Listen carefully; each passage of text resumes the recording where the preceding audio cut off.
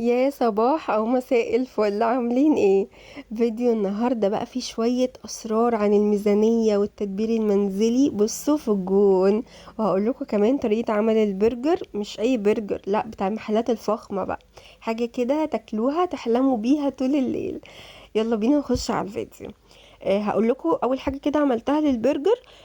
بحب اعمل البرجر ساعات مش كل الاوقات، بحب اعمله بصل مكرمل. تمام. فدي اول حاجه بحب ابتدي بيها لان بياخد وقت شويه في الكرمله. بحط بصل شرايح، عليه شويه ملح وشويه سكر بني او سكر ابيض، وعليه ربع معلقه عسل اسود او دبس تمر. تمام كده، ونسيبهم على نار هاديه ياخدوا راحتهم خالص على النار. اخش بقى ايه، اظبط اللحمه بتاعتي. بجيب لحمه مفرومه، 80% منها لحمه احمر، و20% يعني ملبسه حلو. يعني لحمه بيضه اللي هو الدهن يعني. واحط عليهم كل نص كيلو بحط عليه ظرف من بهارات البرجر من سبايسي. دي احلى بهارات برجر انا استخدمتها، بتديني التيست بتاع البرجر بتاع المحلات بالظبط. العلبة فيها كيسين، كل كيس بيعمل نص كيلو.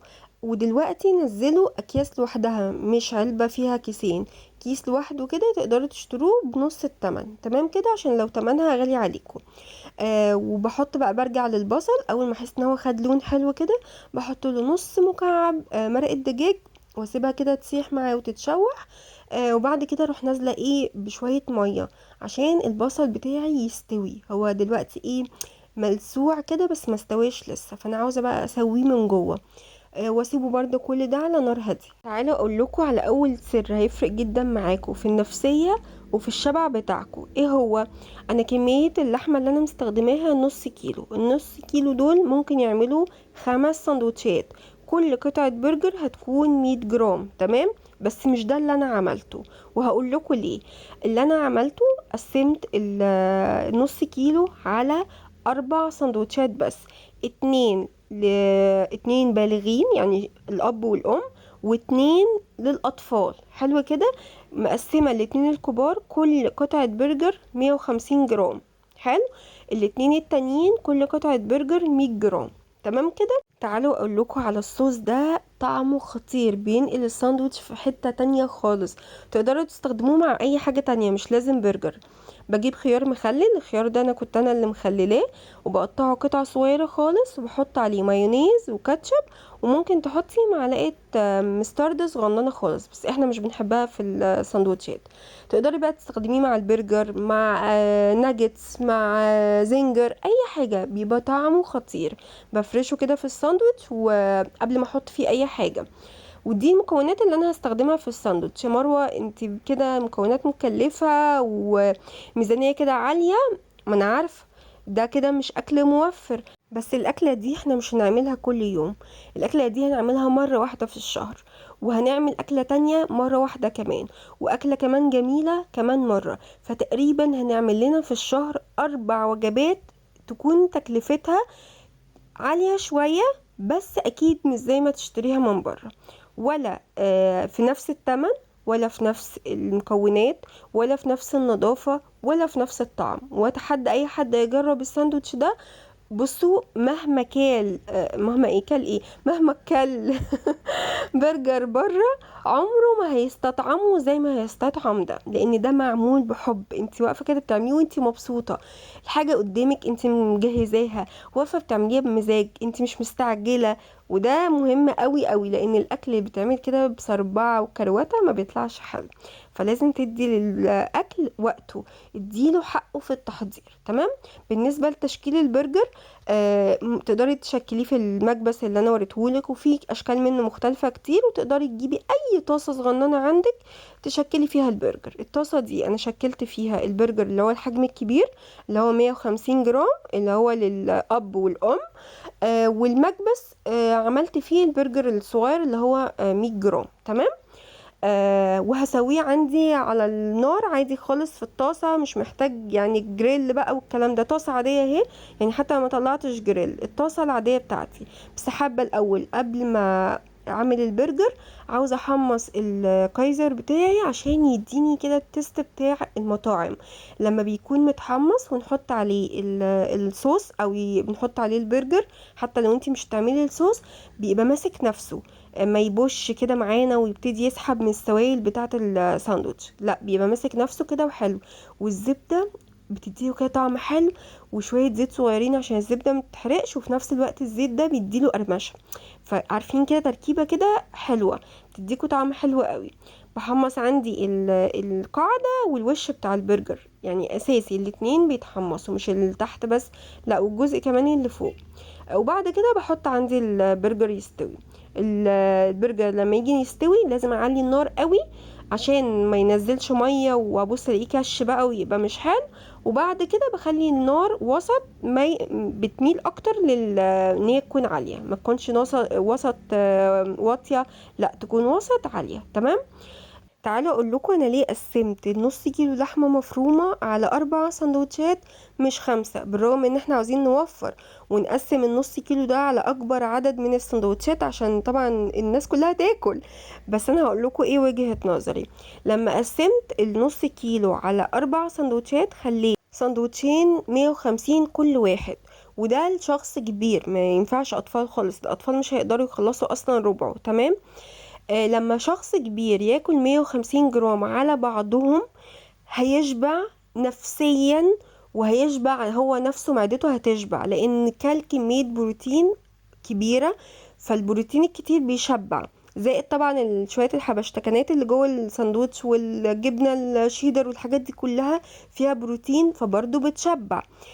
بالرغم لو هو كل ساندوتش فيه 100 جرام هيحتاج ياكل ساندوتش تاني، فبقى الشخص الواحد بياكل 200 جرام. انا كده خليته كل 150 جرام وشبع جدا، وهو نفسيا حاسس ان هو كل كمية لحمة كبيرة، وانت لعبتي كده على النفسية وعلى معدته. بعكس لو كل 100 جرام، لو كل 100 جرام هياكل ساندوتش تاني، والساندوتش التاني ده هيكلفني جبنة شيدر، هيكلفني صوص، هيكلفني بقى الهالبينو ومش عارفة والخيار المخلل ومش عارفة الكابوتشا والحاجات دي كلها، زائد كمان الكايزر. فانا كده اكلته ساندوتش واحد وشبع.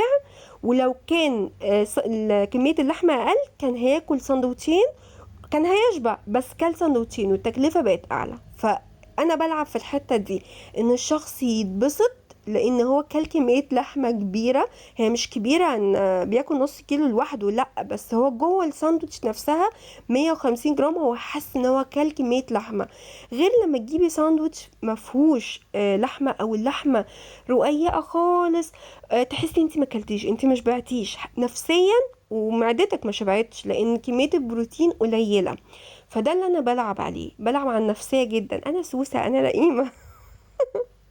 وده اللي عايزاكم تعملوه. سيبكوا بقى من ان احنا نكتر كمية الحاجة وان احنا نزودها باي حاجات كده عشان الكمية تكتر. العبوا على النفسية، خلوا الشخص اللي قدامكم يشبع، وده الاهم. عينيه تشبع، بطنه تشبع، نفسيته تشبع، ما يبقاش قايم جعان ومش لاقي تاني. لا، هو كل الساندوتش ده وساندوتش محترم، تكلفته مش قليلة عشان ما نضحكش على بعض. بس انتي لو فكرتي تروحي تجيبيه من بره يبقى 3 اضعاف تكلفته بتاعة البيت. ولو عاوزين احسب لكم تكلفة الساندوتش بالظبط احسبها لكم. الجبنة الشيدر دي اللي انا بجيبها، الشيدر الحمراء، هي غالية، بس انا ما بروحش اجيب كيلو جبنة شيدر. انا عارفة مثلا ان انا في الشهر ده هعمل برجر، احنا كام شخص؟ 3 اشخاص، بجيب بالظبط 3 شرايح. تمام. ال3 شرايح دول اخلي 1.5 منهم مثلا للبرجر عشان عارفه هعمل برجر، و1.5 تانية هعمل مثلا زنجر، هعمل اي حاجه محتاجه جبنه شيدر عليها تسيح. فانا رتبت دماغي ان كمية الشيدر دي للحاجتين دول. انا مش بجيب على عمال وعلى بطال كده بروح واشتري وخلاص، لا، انا رايحة اجيب الموتزاريلا عشان هعمل بيتزا وهعمل مش عارفة مكرونة ايه وهعمل ايه. فانا محتاجة الكمية الفلانية، مش بشتري كده وخلاص. انا رايحة اجيب جبن فانا بشتري اي حاجة وخلاص تيجي قدامي. حتى الجبن بتاعة الفطار وكده هقول لكم ان شاء الله، ده فيديو ده طويل عريض لان الموضوع ده مهم جدا جدا بالنسبة لي. هيخلي تلاجتكو دايما دايما عمرانة. بصوا في فيديوهات هتكون في تكلفة بس التكلفة دي عمرها ما تيجي جنب الحاجات اللي انتوا كنتوا بتصرفوها.